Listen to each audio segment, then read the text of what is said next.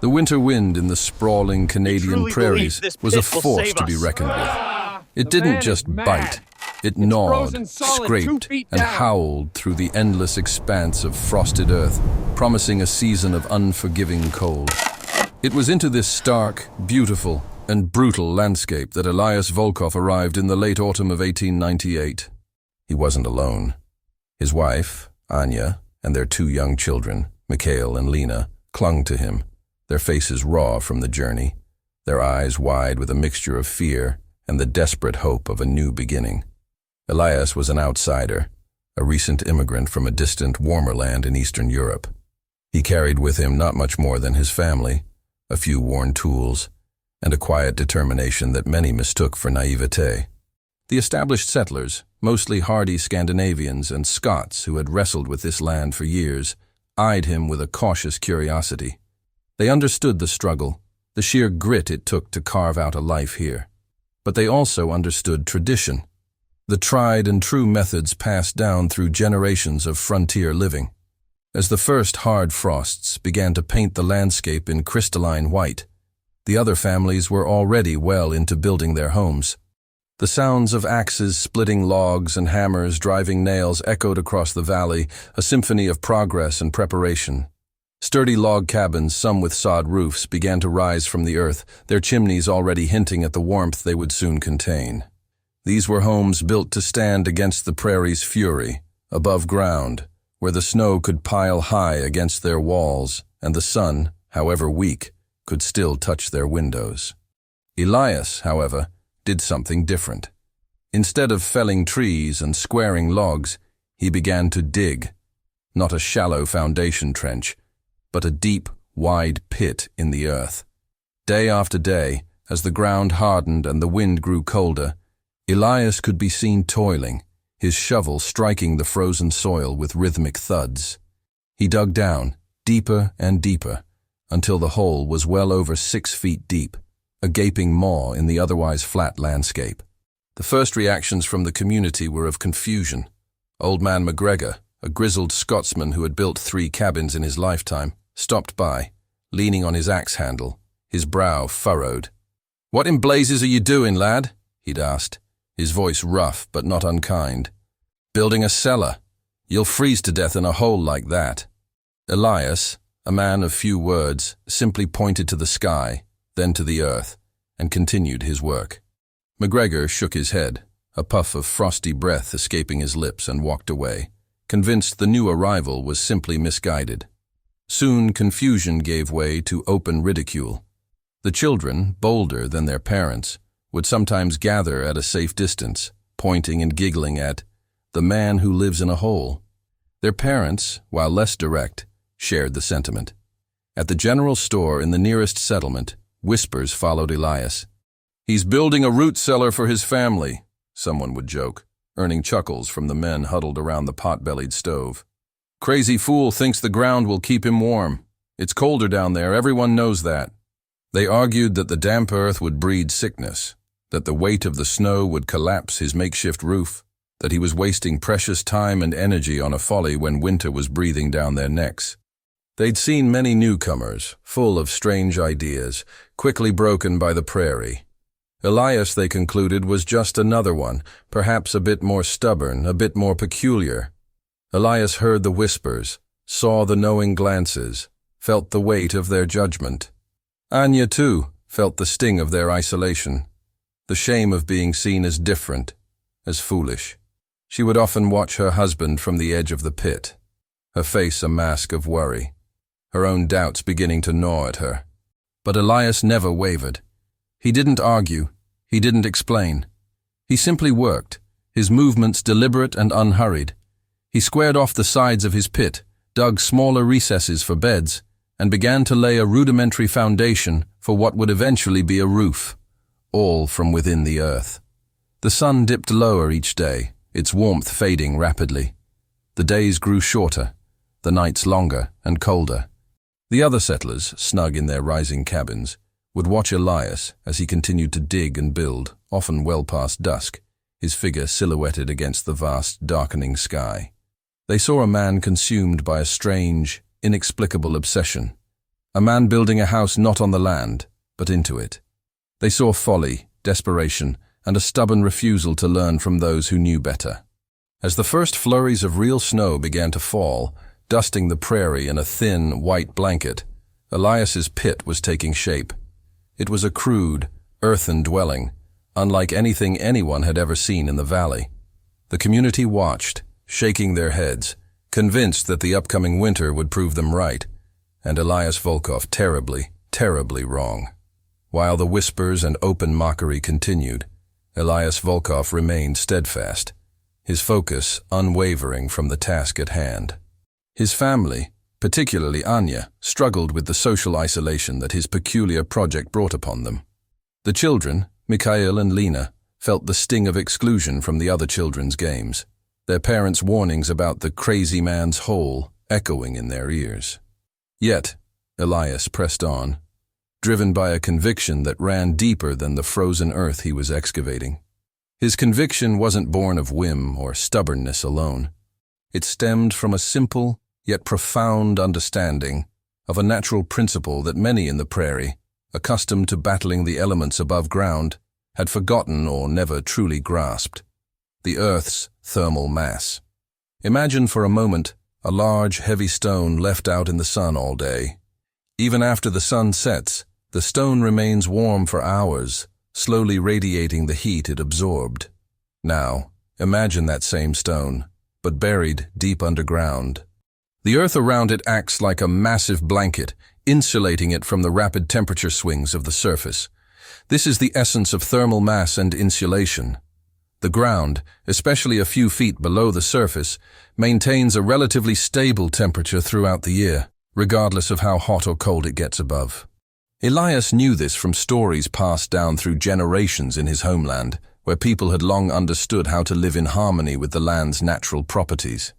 He knew that while the air above ground could plunge to unimaginable lows, the earth beneath, at a certain depth, would remain consistently above freezing, often around 40 to 50 degrees Fahrenheit, approximately 4 to 10 degrees Celsius. This wasn't just a theory. It was a fundamental truth of physics, patiently observed and applied by those who had learned to listen to the land. With this principle guiding him, Elias continued his work, meticulously shaping his underground dwelling. He dug the main living area to be roughly 12 by 16 feet, a generous space for his family of 4. The walls were packed earth, reinforced in places with timbers he had managed to salvage from an old abandoned settler's shack miles away. He built a rudimentary fireplace and chimney system, knowing that even with the earth's insulation, a small fire would be needed for cooking, and an extra touch of warmth on the coldest days. The most challenging part was the roof. He couldn't simply leave an open pit. He laid down thick, rough-hewn logs he had cut and hauled himself, carefully spacing them across the top of his dugout walls. Over these logs, he placed layers of smaller branches and twigs, creating a lattice. Then came the true genius of his method. A thick layer of sod, cut into squares from the prairie itself, laid grass side up. This sod, heavy and dense, provided another layer of insulation, not just against the cold, but also against the future weight of snow and the biting wind. Finally, he piled more loose earth on top, creating a gently sloping mound that blended almost seamlessly with the surrounding landscape.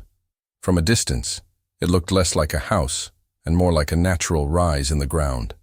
The labor was back-breaking. Elias worked from dawn until dusk, his hands raw, his muscles aching. He spent what little money he had on a few basic tools, a small cast-iron stove, and enough lamp oil to last the winter. Every penny was a sacrifice. Every hour spent digging was an hour not spent earning, an hour not spent with his family. Anya, despite her deep worries, helped where she could, carrying water, tending to the children, and preparing the meager meals. She saw the lines of exhaustion on her husband's face, the calluses on his hands, and a quiet respect began to mix with her fear. As the first truly heavy snowfall blanketed the prairie, transforming it into an endless white sea, Elias finished the last touches. A small, almost invisible wooden door, flush with the earth, marked the entrance. A short, narrow tunnel, designed to create an airlock effect, led from the door into the main living space. The chimney, a modest stone structure, was the only visible sign of human habitation above ground, a thin wisp of smoke often curling from its top. The other settlers, now fully ensconced in their log cabins, watched the snow pile up. They saw Elias's family disappear into their strange, subterranean home. They shook their heads, convinced that the Volkovs would emerge, if they emerged at all, as frozen, defeated shadows. The winter, they knew, was a cruel judge, and they were certain it would pass a harsh sentence on the man who dared to dig down. The stage was set, the curtain slowly falling on the last days of autumn. The impending cold was not just a weather phenomenon. It was a looming test, a silent, brutal arbiter of who was right and who was wrong. The prairie winter arrived not with a gentle sigh, but with a roaring, icy breath. The first true blizzard swept across the land in mid-November, a furious whiteout that dropped visibility to mere feet and piled snowdrifts taller than a man.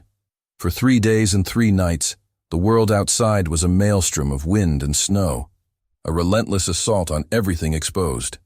When the storm finally abated, a profound silence fell, broken only by the creak of frozen trees and the distant howl of a wolf. The temperature plummeted, settling into a frigid routine that would define the coming months. Life in the established log cabins became a constant battle. Settlers huddled around their roaring fireplaces, feeding them an endless supply of precious firewood. The cabins, built above ground, were vulnerable to the relentless cold that seeped through their log walls and sod roofs. Despite the crackling fires, drafts snaked through every crevice, chilling bones and making even simple tasks arduous. Water buckets left overnight would be topped with a thick layer of ice by morning. Bedding felt perpetually damp and cold. The children coughed, and the elderly suffered, their joints aching with the persistent chill. Old man McGregor, like many others, found himself chopping wood almost incessantly. His cabin, though well built, struggled to hold warmth against the relentless prairie wind. He would stack logs high by his door, knowing that a single night without a robust fire could mean frozen pipes, or worse, a frozen family. He worried about his livestock, huddled in their flimsy shelters, and about the prospect of running out of feed. Every sunrise was a challenge, every sunset a grim reminder of the long, cold night ahead. Meanwhile, deep beneath the newly fallen snow, Elias Volkov's family was experiencing a profoundly different reality. Inside their earth-sheltered dwelling, the air was still, quiet, and surprisingly temperate. The thick layers of earth and sod above and around them acted as an impenetrable barrier against the howling wind and the plummeting temperatures. The tunnel entrance, designed as an airlock, prevented cold drafts from rushing in when the door was opened. The first days were a revelation for Anya and the children. They had braced themselves for the worst, for the bone-chilling cold they knew from their previous, less severe winters. Instead, they found a sanctuary. Mikhail and Lena, initially wary of their hole in the ground, quickly discovered the comfort of its consistent warmth. They could play on the packed earth floor without their fingers turning blue. Their breath didn't plume in frosty clouds as it did in other homes they had visited. Elias still lit a small fire in their rudimentary stove each day, mainly for cooking. But he quickly realized it wasn't necessary for survival, only for comfort. The earth itself provided the primary warmth. The small amount of heat generated by their own bodies, by the cooking fire, and even by the single oil lamp, was effectively trapped within the insulated space. This wasn't a roaring inferno, but a gentle, pervasive warmth that permeated every corner of their home. The contrast was stark. While their neighbors shivered and burned through their wood piles at an alarming rate, the Volkovs used only a fraction of the fuel. Elias would venture out occasionally, not to chop wood in desperation, but to clear snow from their tiny chimney opening and to check on their small, well-insulated root cellar, which was also dug into the earth and kept their meager provisions from freezing. The most striking difference was the silence.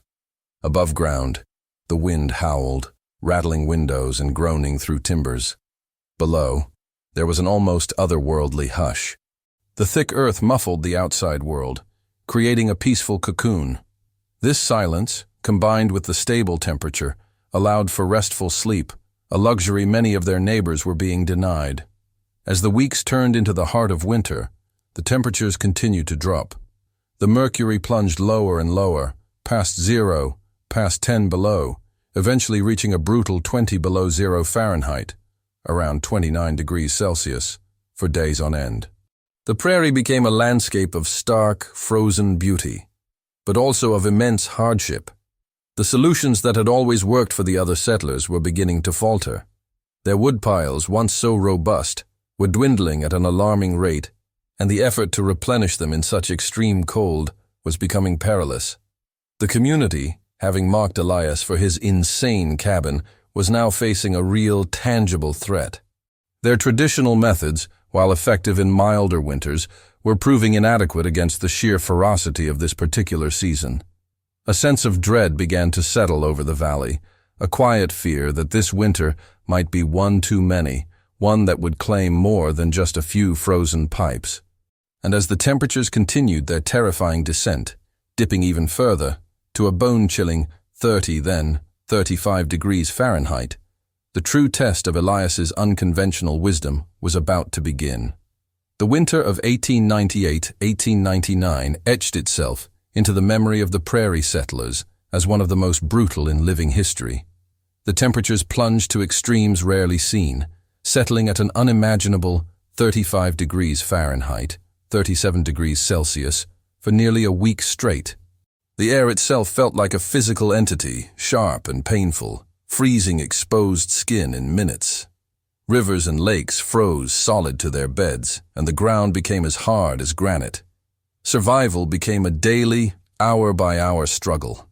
Above ground, the log cabins, once symbols of resilience, became battlegrounds against the encroaching cold. Despite burning every available piece of wood, many settlers found their homes barely tolerable.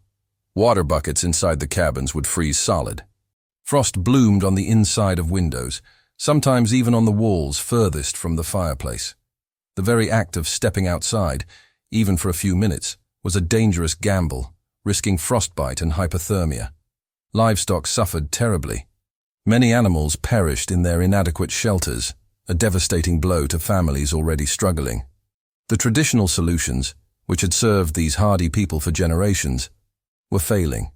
Their knowledge, passed down through experience, was proving insufficient against this unprecedented cold snap. Woodpiles, once thought inexhaustible, were now dangerously low.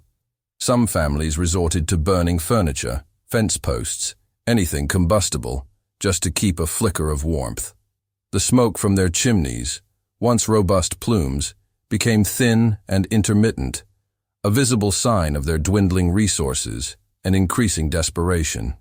Old Man McGregor, a proud and capable man, was among those hit hardest. His eldest son had to chop wood for nearly 6 hours a day, fighting against the biting wind and the frozen timber. Even then, the cabin barely maintained a temperature above freezing in the bedrooms furthest from the hearth. His wife, suffering from a persistent cough, grew weaker by the day. Their chickens, their only source of eggs and potential meat, had frozen solid in their coop, a sight that brought a grim despair to McGregor's weathered face. He looked out at the endless white, his heart heavy with the weight of responsibility and the fear of what the coming days might bring. The sense of community, usually so strong, began to fray under the relentless pressure. Travel between homesteads became almost impossible, isolating families in their struggle. The general store, once a hub of gossip and camaraderie, saw fewer and fewer visitors. Those who did make the perilous journey spoke in hushed tones of sickness, of dwindling food, and of the terrifying cold that seemed to penetrate everything. But deep beneath the silent, frozen crust of the prairie, a different scene unfolded. Inside Elias Volkov's earth-sheltered home, the temperature remained a steady, almost miraculous, 45 degrees Fahrenheit, 7 degrees Celsius. The thick earth, a natural insulator, held the heat with unwavering consistency. The family wore comfortable, everyday clothes, not the layers of heavy wool and furs their neighbors bundled in. Mikhail and Lena played on the floor, their laughter echoing softly in the quiet space, a stark contrast to the grim silence that had descended upon the valley above. The air was fresh, thanks to a simple ventilation pipe Elias had installed, which allowed a slow exchange of air without significant heat loss. There was no dampness, no frost on the walls. The small iron stove, burning only a handful of logs each day, was primarily for cooking and to take the slight chill off the air in the mornings. Elias had enough firewood to last them for months, a stark contrast to the desperate situation of his neighbors. The most striking revelation was the sense of safety and security. While the wind howled like a banshee above, threatening to tear roofs from their foundations, the Volkovs felt nothing but a gentle hum of stillness. The thick earth above them was a shield, a silent guardian against the fury of the storm. They ate warm meals, slept soundly, and awoke to a consistent, comfortable environment, untouched by the savagery unfolding just feet above their heads. As the days of extreme cold dragged on, the first signs of trouble from the surface began to appear. A neighbor, desperation etched on his face, made the perilous journey to Elias's almost invisible dwelling, drawn by the thin wisp of smoke still curling from the chimney. He knocked on the small, unassuming door, his gloved hand numb with cold. When Elias opened it, the man stared, speechless, at the warm, inviting glow within, at the sight of children playing without heavy coats, at the fresh, unfrozen water in a bucket by the door.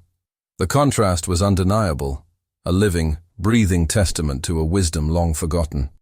The reality of the prairie winter was beginning to deliver its verdict, and it was a judgment that would forever change how the settlers viewed the man who dared to dig down. The bitter grip of the unprecedented cold finally began to loosen its hold on the prairie in late February. Slowly, painfully, the mercury crept upwards, past the 20s, then the 10s, until finally, after weeks of relentless sub-zero temperatures, it hovered just below freezing. The relief was palpable, but the landscape bore the scars of the brutal winter. Many homesteads were struggling, their resources depleted, their families weakened, and their livestock decimated. As the community slowly began to emerge from their frozen cocoons, the stories of hardship were widespread. Families spoke of near starvation, of burning furniture to stay alive, of children falling ill from the constant cold. The general store, once again a gathering place, buzzed with accounts of frozen pipes, collapsed roofs under heavy snow, and the tragic loss of animals. The cost of this winter, both in economic terms and human suffering, was immense.